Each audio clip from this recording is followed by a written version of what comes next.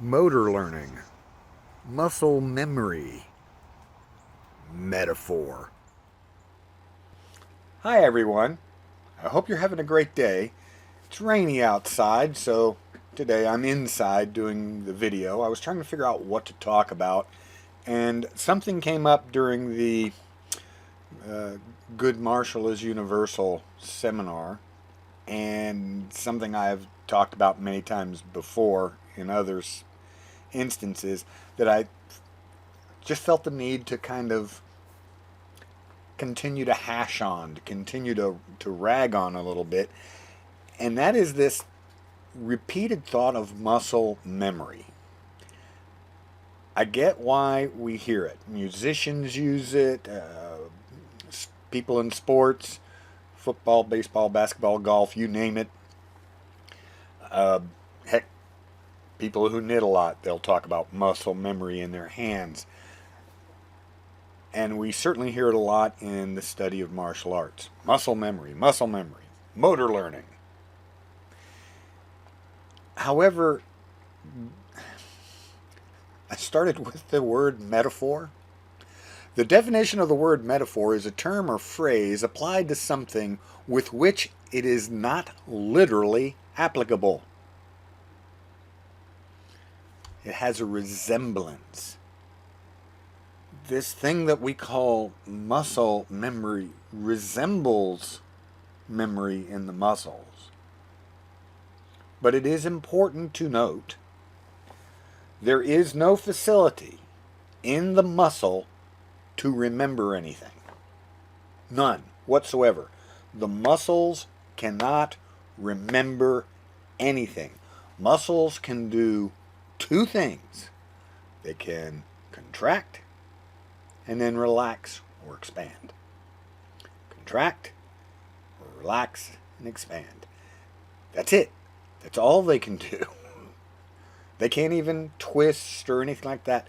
The twisting and rotation in your body is because there are many muscles working in unison, creating a twisting motion against a joint.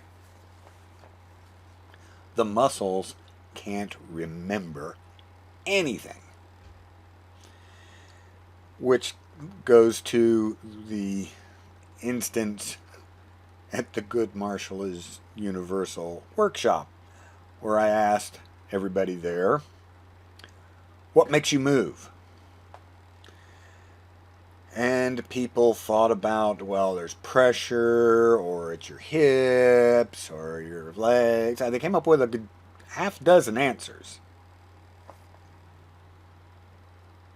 Your brain is what makes you move. Period.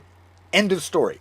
Nothing else makes you move. There might be some instinctual things. Being poked or experiencing heat cause an instinctive reaction, but the poke is processed by the brain, and the reaction is processed by the brain. The muscles do not know, especially since you have to coordinate many of them. If you experienced heat, the muscles do not know what away from the heat is. To them, a direction of movement might be into the fire. That's a valid direction of movement. It takes the brain. What makes you move is your brain. So I get the idea that if you do something often enough, if you repeat it over and over again, you can almost put yourself into autopilot and just do that thing. And that's why we call it, using a metaphor, we call it muscle memory. But it's not muscle memory. It's in your brain. And so when you train, and you're thinking, well, I've just got to do this enough to where my muscles remember it, you're actually doing yourself a disservice. You need to think about what you're doing, because it's your brain that needs to remember it. Your brain needs to remember not just whatever the pattern is, but it retains several load factors. How much load is on the limb?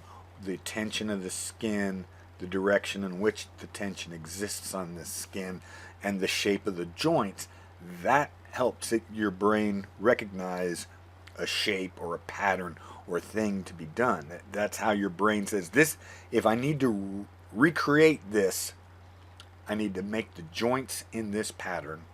There needs to be a certain kind of tension on my skin, and I need to experience a certain load. That's what the brain remembers to create a shape. But it's all in the brain. So you need to keep your mind active.